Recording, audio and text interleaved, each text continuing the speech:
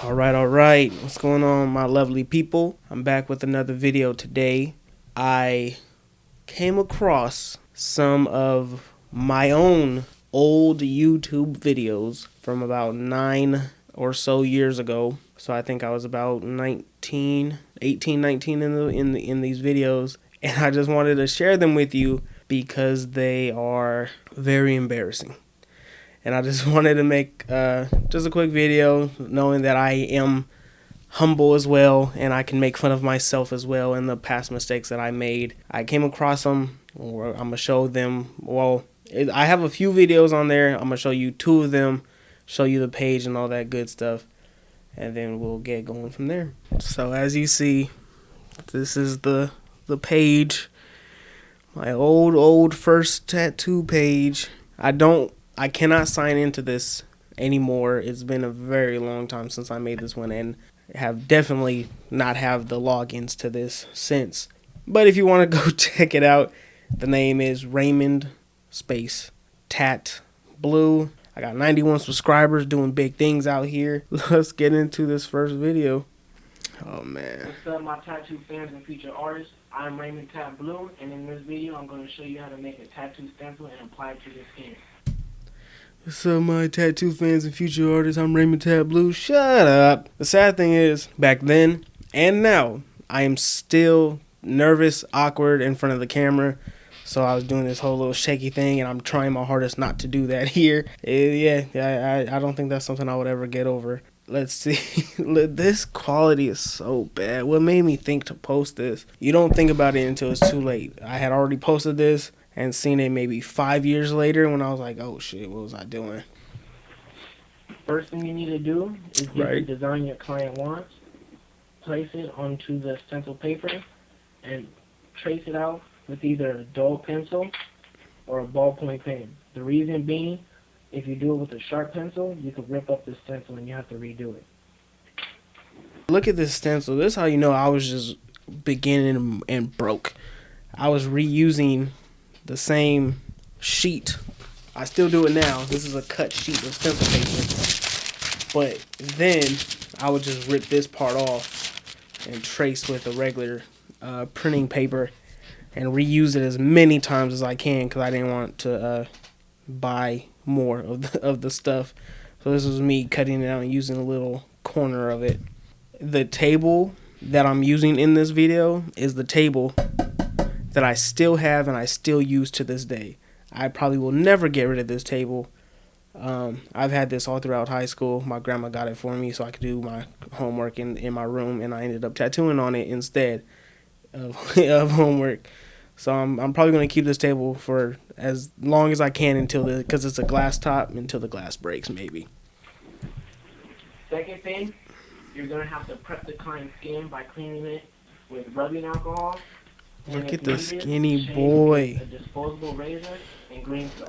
Oh my god, this is so embarrassing.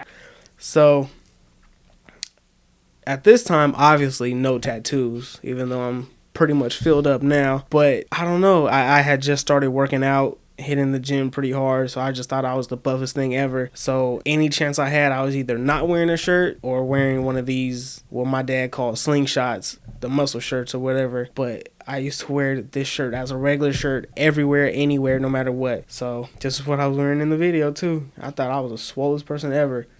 Actual stencil, you're gonna need a stencil solution. I use stencil stuff. Stencil you stuff. You can use Stencil Magic, Stencil Pro, or even Speed Stick deodorant. It really doesn't matter. I don't even think they sell Stencil Magic or Stencil Pro anymore. But that's how you know how old this video is. When you would type in stencil solution, you would get pretty much those 3 things. And then, of course, like I said at the last, is the Speed Stick deodorant. You could either use, well, then it's not sanitary, but people used to just use a stick of deodorant and rub it on the skin and do that. And then other people and myself for quite a while would melt down the stencil stick, mix it with some other stuff, and turn it into our own stencil solution. I don't do it anymore. I buy it now. I use still stencil stuff. And I have the Electrum, the green one. I can show you, but yeah. Now what I'm doing here is cleaning the area. The video is so bad. It's all dark. I asked my friend and I'm gonna apply my if I could. solution. Oh, bro, can I make a video with you? I just want to put a stencil on your skin. You don't gotta say nothing, do nothing. Just sit there, put your arm out. So this was my friend back then. Wipe it so it's not wet, but a little damp. And then you apply the stencil. Now let me say this in my own defense. I'm not giving any wrong information here, okay? You make the stencil. That's a given. I'm wearing gloves. They're cheap little Walmart gloves, but they're gloves. I'm wearing them. I explained that you would shave the skin with the disposable razor and green soap. Probably didn't do it for the video, but you clean it after you shave them. You clean it with alcohol, make it nice and thing, and then you put on the solution, the stencil solution. You rub it in, make sure it's a little tacky, not super wet, not dry, because then it won't work. So good information, just poorly executed. Go to where it's needed. Hold for a few seconds. Can't even see what I'm doing really. So I think I skipped that. I don't know if I didn't know or if I just didn't say it. But when you do put a stencil on, right? Yes, you put it where you want it and you try to push straight down with even pressure. And then if it needs to curve around, then you'll slowly curve around, your arm or leg or whatever it needs to do that with. There's that. I'll add that in there. But so far, not bad information. I knew what I was doing. Still can't see what I'm doing though. Take it off. Couldn't see a lot of it, but that's a good stencil right there, boy. You're gonna have to let it dry for about 5-7 minutes, and then you're ready to do the tattoo. Have a good day. Right. Again, more good information. You want to let the stencil dry on the skin as long as possible. Usually, even then, up until now, I put the stencil on before anything else, and then I would set up my station, the machines, the inks, the needles, all that good stuff. Set it up in between, and that's your dry time. And I don't really know much artists that don't do it in that way. Some people don't, or some people set up and then they wait an extra however many minutes just to make sure it's nice and dry. After that, that's however you please. Have a good day. Have a good day. Fucking nerd. What a dweeb. This is the person people fell in love with. That guy. So embarrassed. And this is going to be the next video, which, let me say, if you look at these numbers, not too shabby, 40,000 views for 9 years ago, and that's the only video I got it that many views. Hella comments, I'm pretty sure they're all talking shit. 136 likes. Your boy was doing numbers. Let's see what I'm talking about. At least, okay. Artist, I'm Raymond Tableau. I got a shirt on in this one. one. I'm going to show you how to set up your tattoo machine. Tattoo fans and future artists. I think I'm going to bring back that intro for old time's sake. And right here, I'm not bald, okay? I don't have super short hair in here. I used to have long hair flowing luxuriously down my back, okay? So my hairstyle then was, the ponytail, slick it back, ponytail, braid it down. Yes, I did my own hair. I'm that guy. Okay, first thing, grab your needles and make sure that the bar is at the bottom. And then you slightly bend it. Just a little bit. Do it for both. It's at the bottom. See, bend it. That's the good old table. And then see, I don't think I'm wrong, but I think I said it wrong. I knew what I was trying to say, but I said the bar on the bottom, but it was on top. So I should have said the needle's on the bottom and the bar's on top. But then when I went to go bend it, I flipped it around so that the bar was on the bottom and the needles are on the top. And that's when you bend it to give it a nice little curve. So when you put it into the machine and you put the rubber band, because most coil machines is what I was demonstrating pretty much here, you need to put a rubber band to hold the needle still in a sense. But with that rubber band tension, it would push back on the needle like this. So when you bend it the opposite way and it gives you that tension, it would just make it straight, just to counteract the tension the rubber band would give. So that's what I was explaining here. I may have said it wrong, but I knew what I meant, so that was me clearing it up. Open up your needles.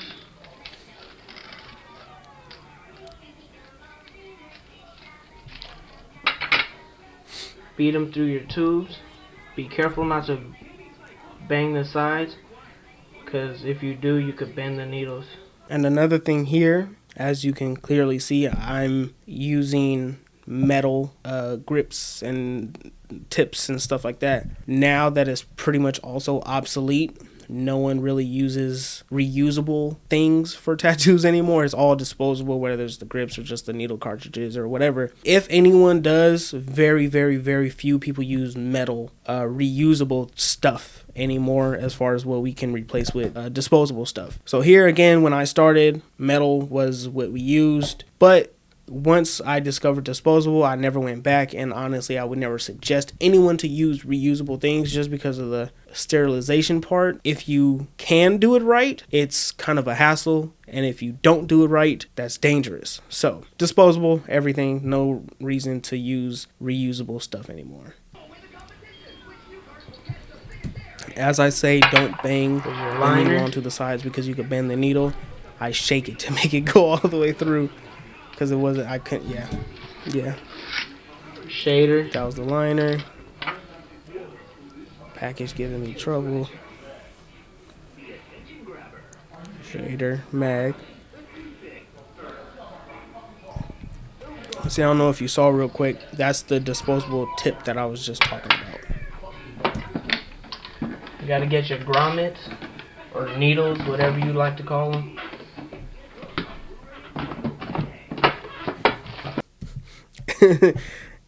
And at the moment of making this video, I didn't for one, I have the TV playing in the background. I don't know why. I probably just didn't think to turn it off. Two, you could hear my family in the background, and my dad was just talking shit to what I would assume is one of my siblings. He said, "Don't fucking talk back," or something like that. I don't know why I didn't catch that in the moment before uploading it. I probably didn't even re-watch the video before I uploaded it. I took the video and just straight up to YouTube, no editing, nothing to it. One of those things you look back and think like, what was I thinking? And you probably weren't. So stupid. Your grommets, nipples. I was digging through my stuff. I didn't have it prepared.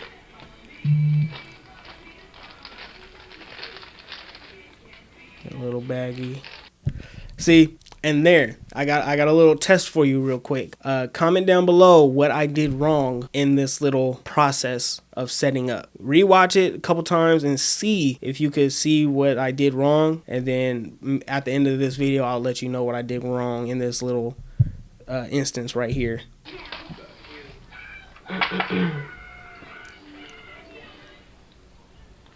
I use rotary machines. It's the same concept for coil machines too, so I don't know why, but I love that machine. It was, these were little bullshit Chinese machines that I would get from eBay or whatever the case. This one I liked just because of the way it looked, and then it was pink, and pink is one of my favorite colors. So I love this machine. When I was making this video, I was like, oh yeah, because I had other machines too. I had probably 4 machines at this moment in my career, but I was like, let me get the 2 nicest looking ones out and use those ones, which they were all shit machines, but to me at the moment they look better than my other ones. Do the same for your shader. And like I said, these were my best looking machines, but they were shit machines. This one, this particular machine that I'm putting together right now, I looked for a very long time to find a similar machine to this when I bought this one, and it probably lasted me maybe 2 months, and then it shitted out in the middle of a tattoo. Make sure for your shaders that they're flat against the tip, so you don't mess up. Flat against the tip. For this one, so I need a rubber band. ... Mess up. Set it. This one I don't because it has an adjustable screw to hold it down. Sound of precise quality right there.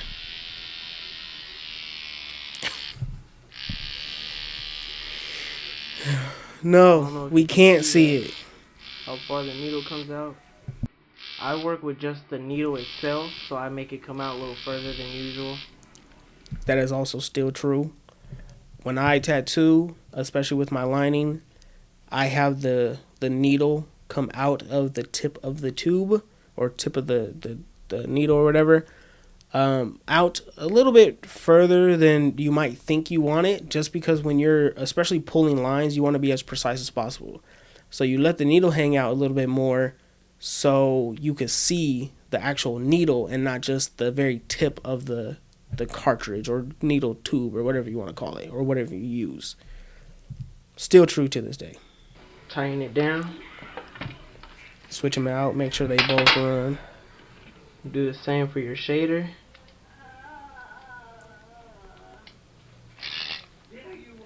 That sounds even worse.